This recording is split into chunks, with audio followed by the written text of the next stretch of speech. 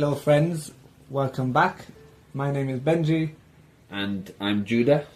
And I know it's been a while, so I picked up quite a bad throat infection after going to Egypt in October, soon after the last episode.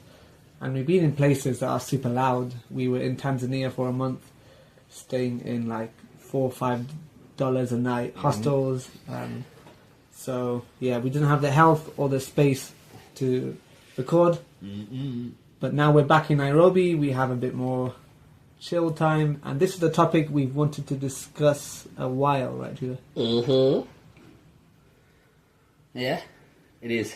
It's one that we, a few of our friends who don't really use AI or know much about it have asked about, so that's why we can share about our experiences, but particularly through the lens of as travellers. Yeah, exactly. And we'll clarify a few terms, but just from the outset, we're completely lay people. We don't have a background in IT or AI, and I thought that might be interesting for people to hear, actually. There's many people out there that could give a much more concise definition, introduction, but I guess for people that are using it on the ground, and by AI, we're going to specifically focus on the large language models like ChatGPT, and how these technologies have been especially useful to us while traveling. I don't know about you, Judah, but for me, I feel like it's become an indispensable part of my kind of everyday life and travel. Yep. So what we're going to do in this episode, or at least attempt to, is to define AI from our understanding. We'll then explain what ChatGPT is, and then we'll touch a bit on its history, and then what we'll do is talking about our own personal use or how we've used it while travelling. So hopefully then you can then see, oh, maybe this is how I could use this technology to help me out with my day-to-day tasks. Exactly, yeah. Because it feels like, I know lots of people are using it, but when we discuss it with people, with other lay people in conversation, people seem a bit bemused by how we use it and still slightly confused by it. So it might provide interest, and we'd love to hear from you, how you're using it. We can learn off you. But I thought it'd be helpful to try to define AI and stuff like ChatGPT, and this will give you an example of one of the uses for it. So one of the uses I found is learning things. So if there's a complex topic, or any topic, I ask it, can you tell me about this topic as if I'm a 5-year-old? So that's what I did. And here's a definition of what AI is based on what AI has said. So artificial intelligence is when computers or machines are able to do things that normally require human intelligence, like understanding language, solving problems, and making decisions. It's like teaching a computer to be smart, so it can help with things like answering questions, recognizing pictures, or even driving cars. For example, imagine you ask Siri or Alexa about the weather, they give you the right answer, there you go.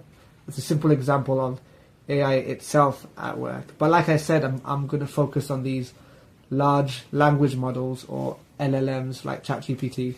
So large language models are special types of AI that are really good at understanding and generating human language.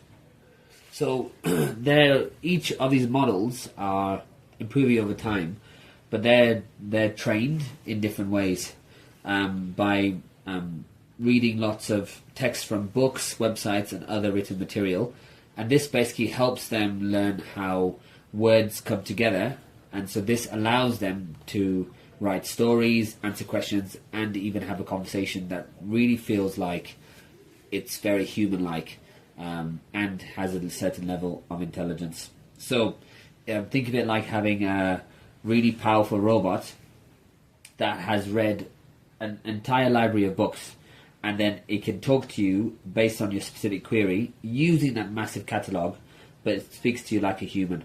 So it doesn't know everything, but it can give answers based on its training material. Yeah, exactly.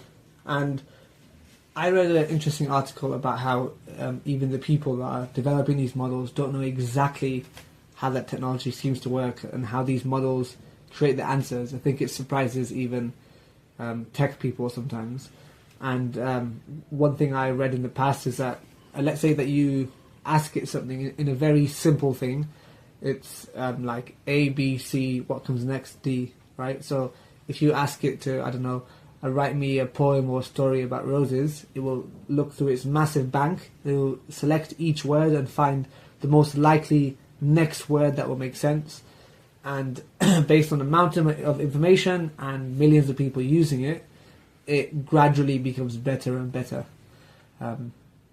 So AI itself has been around for a very long time, but this specific type of AI called large language models became popular when ChatGPT came about. And GPT, by the way, just means generative pre-trained transformer, like what we talked about, it being trained on a large amount of information. And it was November 2022 when a company called OpenAI released ChatGPT.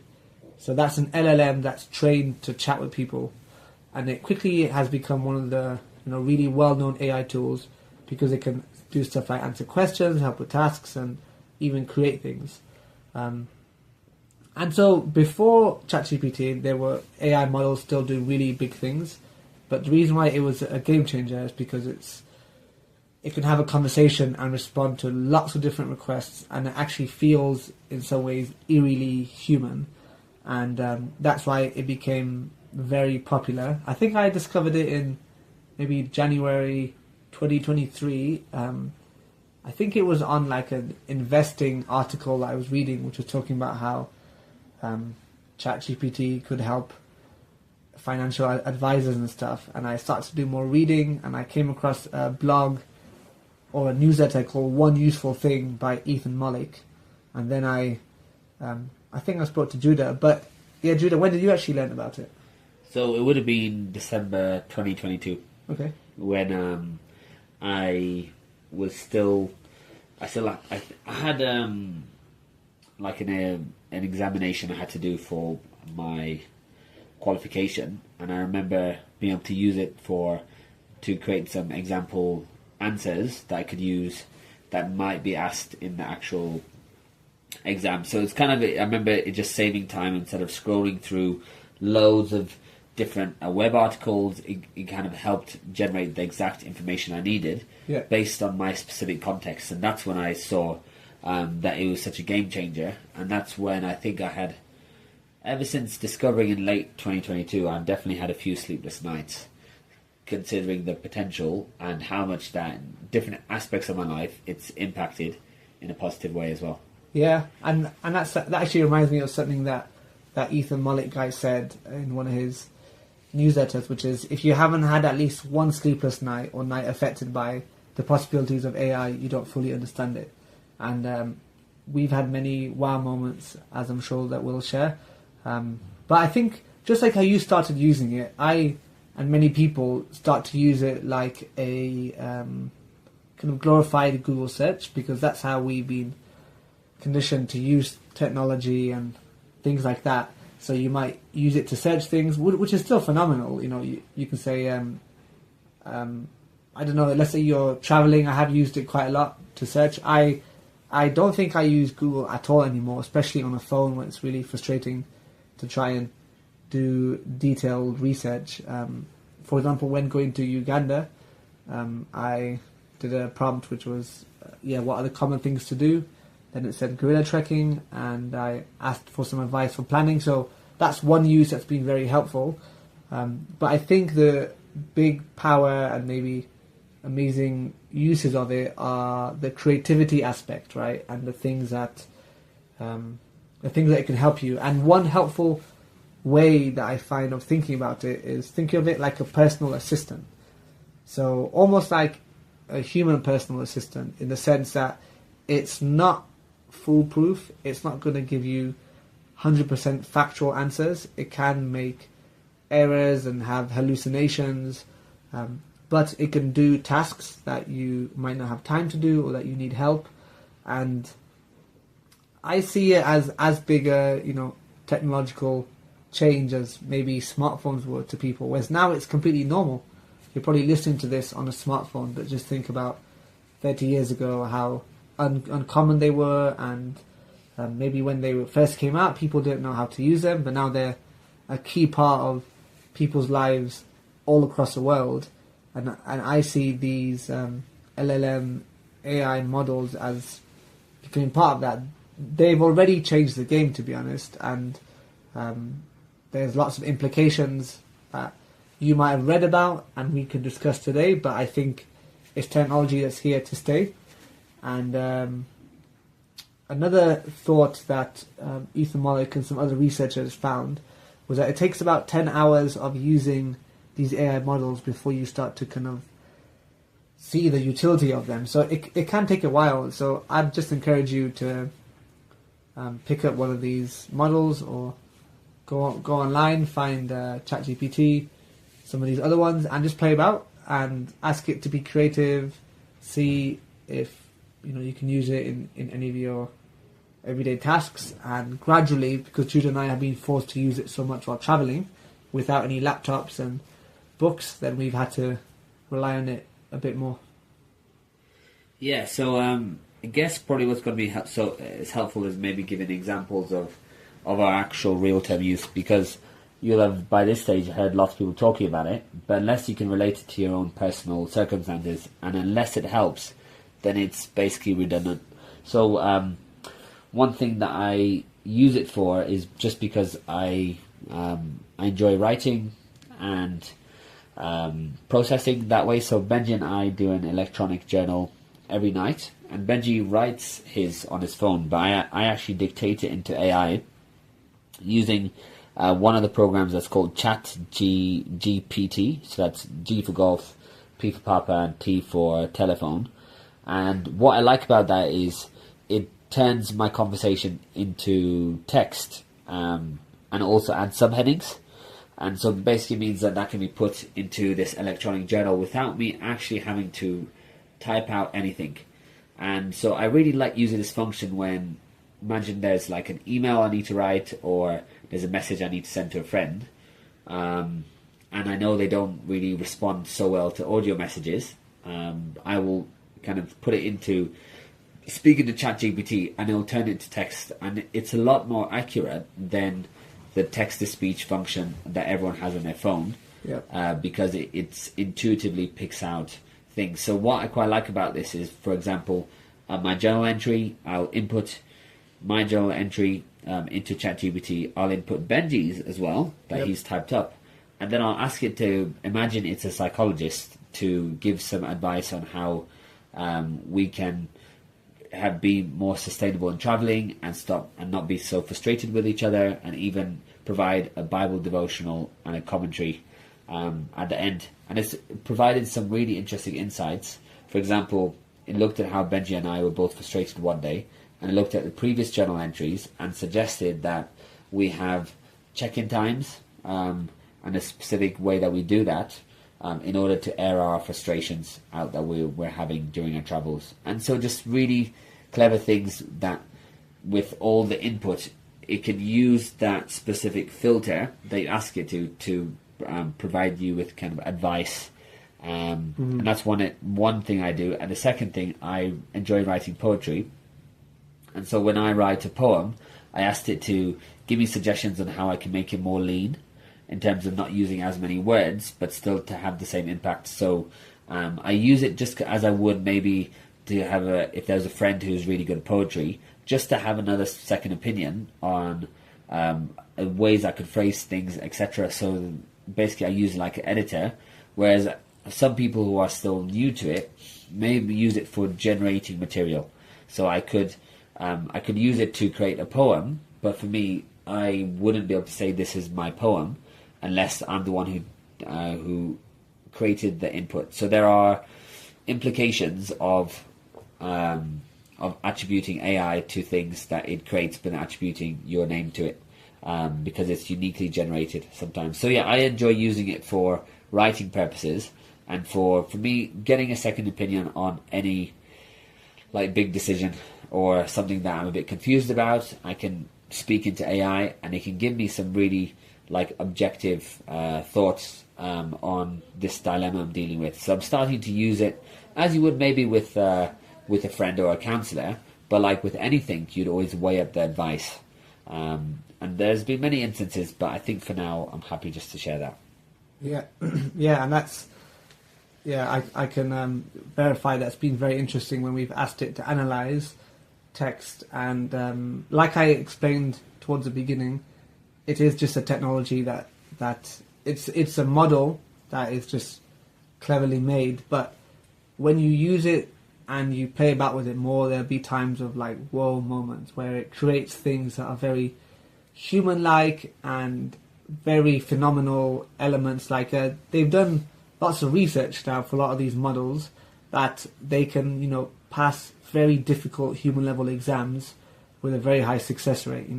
Like I think there's a famous law exam, it's called a bar exam, and the old models had maybe a 20% success rate, but now the newer ones have 80, 90%. So things that people had to study many years in law, reading many books, and these models can do very creative things. But when you treat it like a personal assistant, that's when it can help you out. And even just today, for me, a tiny example is trying to consider whether I could settle and work in Nairobi. So as an optometrist, it's a bit difficult to try figure out how it is in different countries and what to do. And I went to visit an optometrist near me in Nairobi this morning, and they gave me 2 different eye hospitals. So they said, okay, there's a Lions Hospital, there's a Kikuyu Hospital. So normally I would, go online, research, find the email for the hospital. Then I'd open my email app and spend maybe half an hour trying to compose an email. But my prompt was something like, I'm an optometrist, considering moving to Kenya. I've been recommended Lions Eye Hospital, Kikuyu Eye Hospital. Can you find me their email contacts, and can you draft me an email for the 2 separate hospitals, signifying that I'm interested. And by the way, I have experience in glaucoma, medical retina, and bam. So that's just what I said. It took me 30 seconds, and it gave me these 2 uniquely generated separate emails that I could then send to people, and that's already saved me, maybe an hour of admin time. So that's a very small example and a way that we've used it quite a lot. And even when traveling, it's difficult to plan on just a smartphone, but it's been really helpful when I was trying to see if we can have, budget tourist experiences like Masai Mara in Kenya. I used AI to help me as well, so there's a lot of use. Yeah, and perhaps one where it's important to, I guess, to note that now AI is multimodal, and by that it basically means that you can not just do text, but you can also do input by images, or so. For example, I really imagine I'm in a restaurant, and it's like the menu's in a different language, or it's one of those posh menus which loads of stuff in French. And so what I do is I'll take a picture of the menu and I'll ask it to convert it to the UK pound, and I'll also ask them, can you please explain what the heck this stuff is going on? So if you took a picture on Google Translate, it does a direct translation, but that's it. Whereas actually with the AI, when I've taken a picture of it, it's not just giving me a translation, it's explained what each item is. But when I asked it to convert into the UK currency, it did that part incorrectly.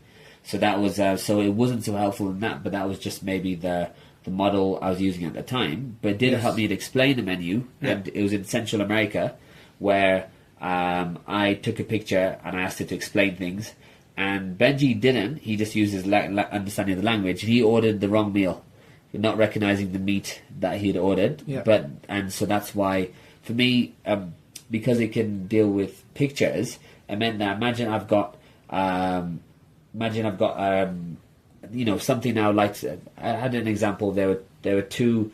There's loads of water bottles for a certain price, and there's one big water bottle for a certain price.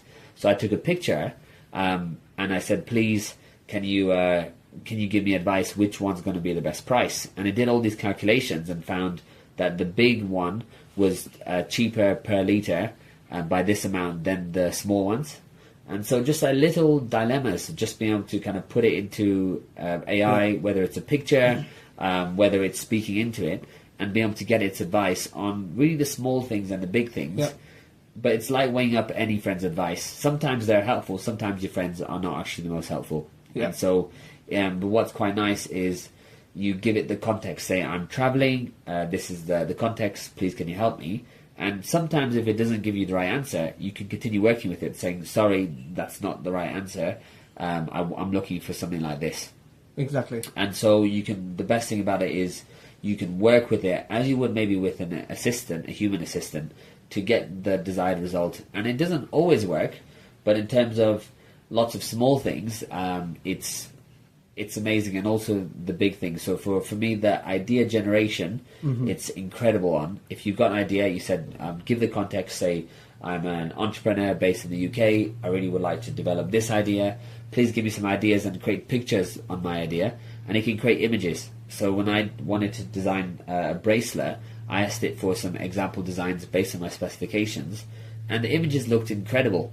And this is completely a generated image that's not on the internet, but then it looks amazing. So it helped me with design ideas and double checking, and also seeing if I'm getting like contrary opinions. So you can really use it as for double checking or for lots of things. So it's once you're able to use it for small things, and then it can increase into other things, bearing in mind that there's also a statement in the articles that said the AIs that we're using now are the worst that it will ever be. Exactly. Basically suggesting in maybe a few months' time, when I ask it to analyze a picture or create a picture for me, or imagine I said, please create a picture of an Indian lady cooking with a grey teapot. If I asked that into an AI a year ago and an AI now, the quality is completely different.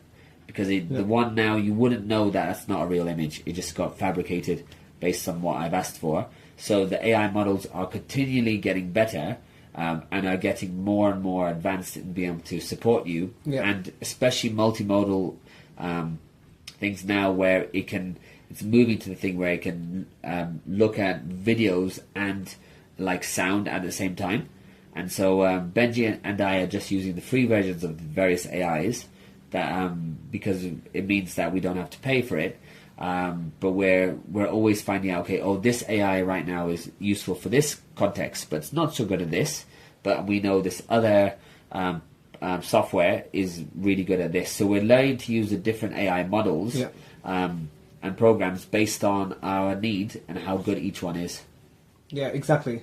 Yeah, and so for with regards to the different models, there's the definition we gave at the beginning. That's how all of these large language models are, but there's different companies that train theirs slightly differently. They have maybe slightly different ethoses. So our most commonly used one is OpenAI's ChatGPT.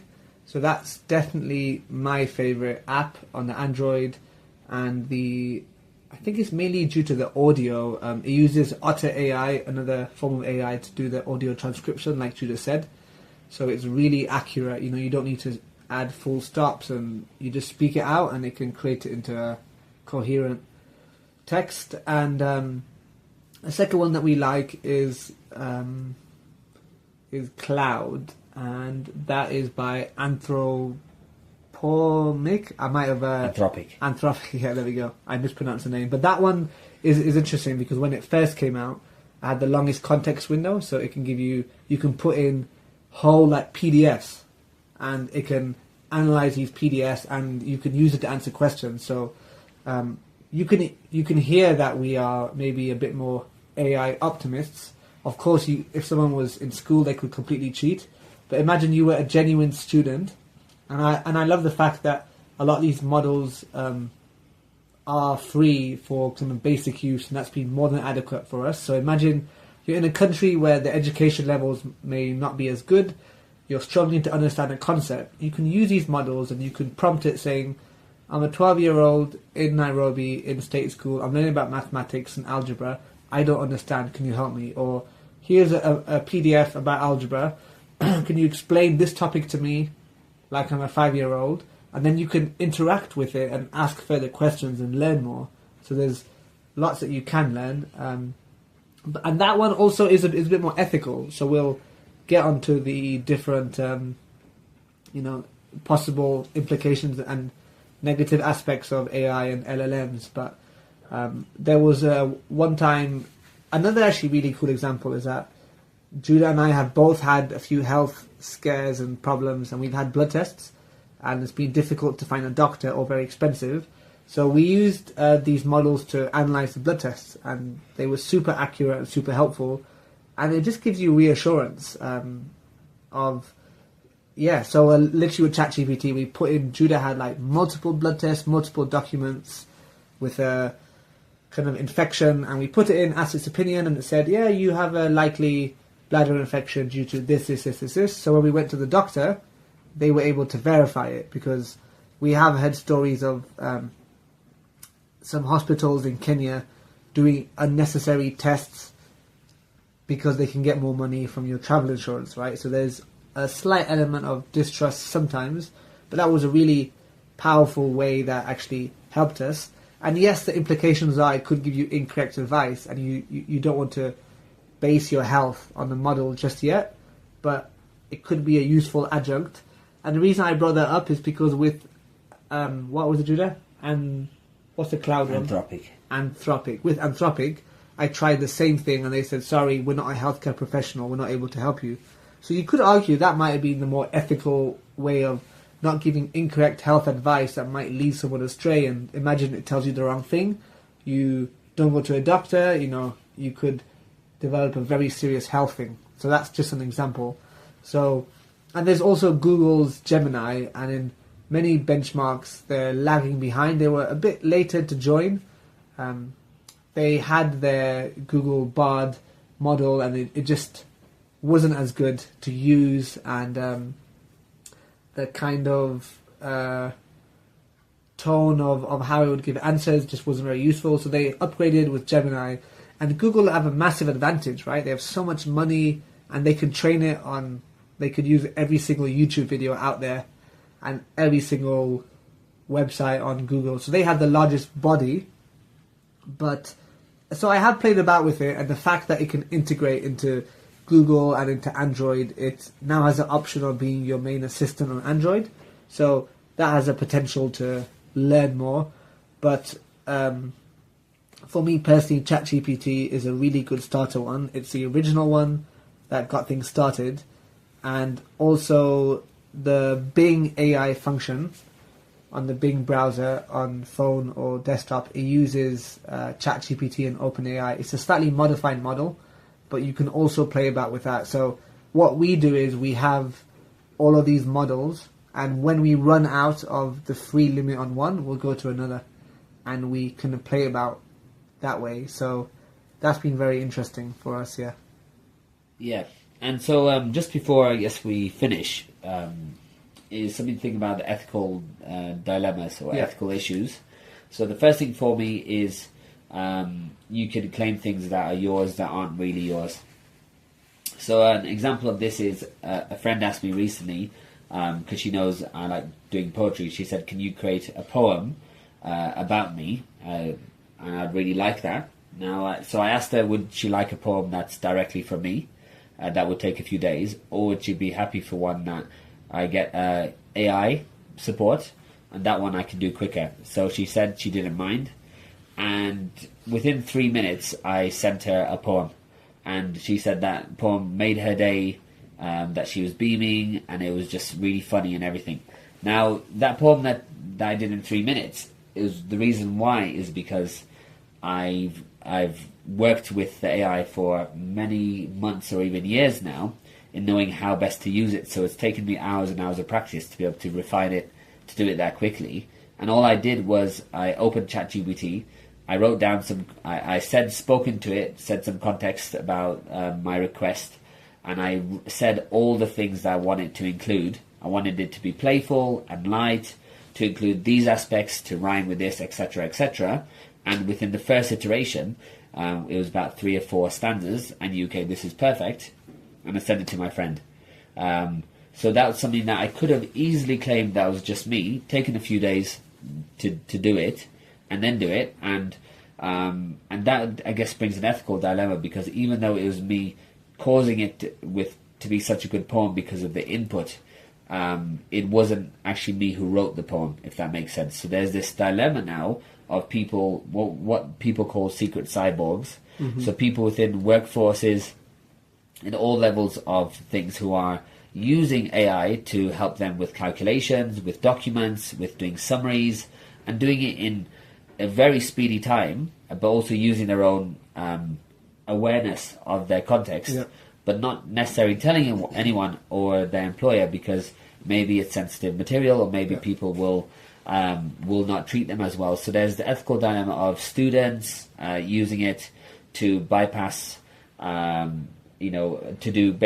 not create their own work, but they're also not plagiarizing because it's uniquely generated based on their prompt. So there are the ethical dilemmas, and even for there's a friend of mine who said that he was advising someone on various different things, and used the AI to respond back to this girl, basically,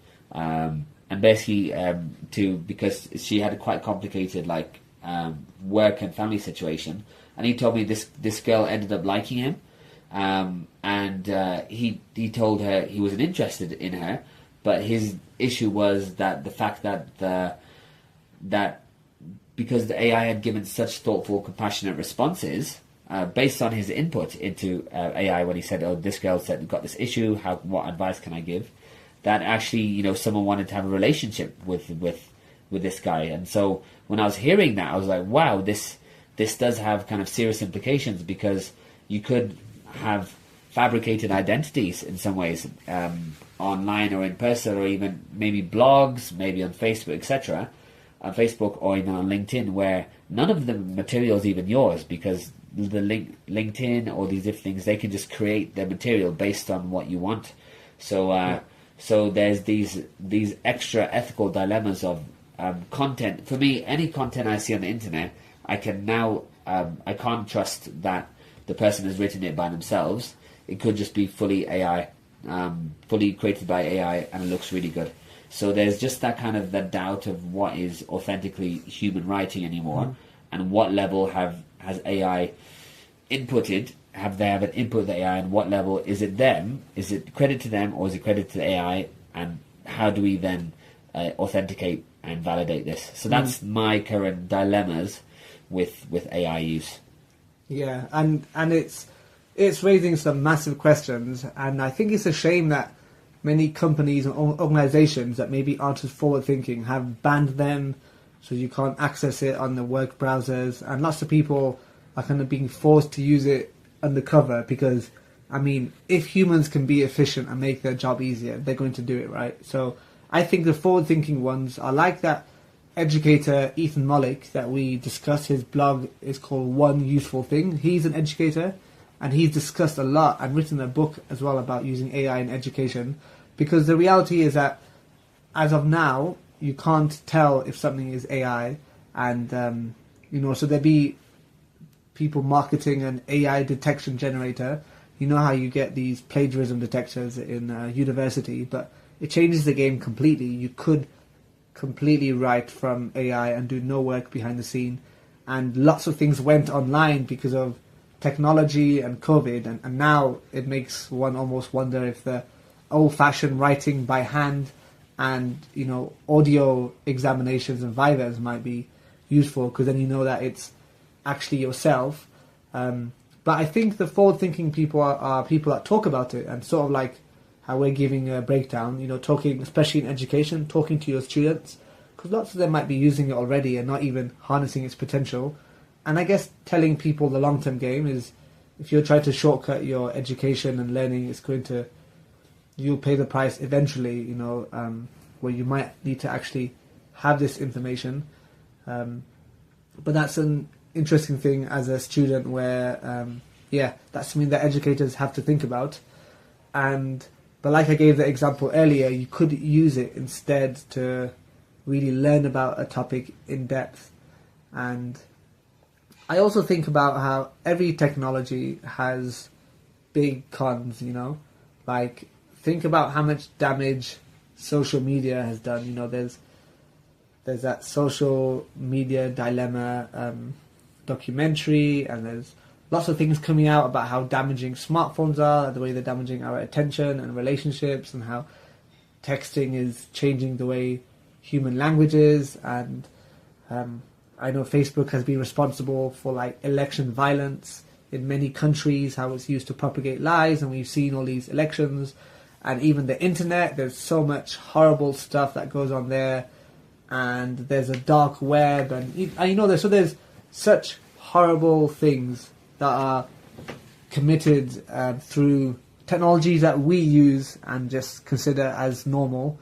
So I think it's sort of like those, you can have internet to have the black market, the dark web, or you can have the internet to have YouTube with free videos of how to do DIY and, Khan Academy, free educational videos. So that's why I'm a bit more of an optimist, but I do think there needs to be some serious discussion and ethical considerations. But I believe that technology is here to stay. It's already embedded firmly in many people's lives like us and many industries.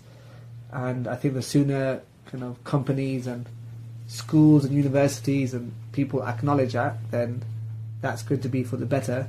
And it has changed the game. Like, I was thinking about how the concept of a blank page potentially has been erased forever. You know that when you have to write an essay and you don't know where to start, but now with one good prompt you can have an outline. It doesn't need to be unethical. It's not writing it for you, but you could say, in my profession, so I'm an optometrist, I've been asked to write an essay about lenses and refraction and myopia and hyperopia, but I don't know where to start. Give me a brief outline. So if I was a student, I might have been a bit cheeky and tried to use it maybe more than I should have, but I think at the moment the way I'm using it now is to supplement, and it can help you a lot. Yeah, so I think that's probably it from today. If you're listening to this and you have any further questions based on what we think about AI, knowing that it's quite a rapidly changing landscape, that the different AI models are competing against each other, and so they're consistently bringing out new models that are more intelligent, faster, and there's also new developments in AI, which is when right now they can be like fully like automated, in the fact that in the future AI is looking like it could be an agent, which is what basically, imagine having an employee where you give it set tasks and it goes away and does it with minimal supervision and comes back to you in a day or two with the full project that you wanted. Whereas actually right now people are using AI as co-intelligence, where you work with AI, you respond back, and eventually you get the result. It's moving to now independently doing very high performance tasks with minimal input from you, basically. So there are like repercussions now on workforces. The one employers who are aware of this now could arguably not hire marketing teams, HR teams, etc., because they could give this AI, a specific protocol and task, which it would be able to execute these functions like really, really well. Yeah. And so there are like bigger ethical challenges, and there are other things in other ways that I guess we've used AI, but for the purposes of this podcast, I'll probably leave it there. Yeah, and I think, just like Judah said, it is already changing the job market. I think when it first came out, people were like, oh yeah, it's just a system, it won't impact things. But so there are certain jobs that are already under threat, and that's happened with technological revolutions throughout history, really. But often the technological advancements might impact the lower socioeconomic jobs. And let's say, for example, something that I don't know the actual statistics, but I've thought about how the supermarkets, there's way less cashiers, there's all these automatic ones. And feasibly that means you can have less staff and you can cost cut through things like that. Whereas actually when these LLM models came out, there was a lot of negativity, and a lot of that was justified, but it's actually threatening, very kind of highly respected, higher socioeconomic professions like coders. In the USA, you could have worked for some of these big companies and get paid hundreds of thousands of dollars, but they might not even do that much work and just do a bit of coding. Whereas now some of these AI models are as good as the best coder out there. So it's maybe depressing that some of the coding market, so some friends that we have that work in IT and do coding are very against it, but their livelihood depends on it. So you would be against new technology advancement. And that's a kind of final thought or aspect of these new AI models that I find interesting, that actually a lot of white-collar jobs are becoming under threat. So it's forcing people to look up, to consider technology. And like we shared, it has impacted our life for the better while traveling, but we do acknowledge some of these ethical considerations. So, yeah, have you used AI in your daily life or while traveling? We'd love to hear from you. And if not, then play about with it. If you're on your phone, download the ChatGPT app, and there's something called prompt engineering, which is when the prompt or the words that you speak or put into the AI, that's the prompt. And the quality of the answer depends a lot on the prompt. With these newer models, the prompt doesn't need to be that good to get a good answer, but it still is actually a skill. So some people in IT, we spoke to a specialist in Tanzania that has a business and uses AI, and he said actually the future is going to be defined by people that have the best prompt engineering. And that's something that you only learn by playing about with it. And then as you play about with it, you'll be more aware of the ethical considerations, the negatives, but also the positives. So, yeah. And if you are an educator, or if you are someone who's concerned about AI use for students, etc., by you using it, you'll be able to call out if you recognize some of the patterns. So I saw a student presentation when I was working, and it seemed to have loads of caveats. So I asked the student, have you used this specific AI model? And the student admitted yes, they'd used it, because so the student hadn't analyzed or hadn't done any of this presentation work themselves really, and that kind of showed in terms of the way that the presentation just seemed slightly odd, slightly weird. So I think we'll leave that for today. But thanks for listening, and please stay tuned for further episodes, and give us any suggestions. And let us know what you liked, what you didn't like, and give us any suggestions for future episodes, and we'll do our best. And please feel free to rate and follow the show as well. Thanks for listening. Thanks for listening.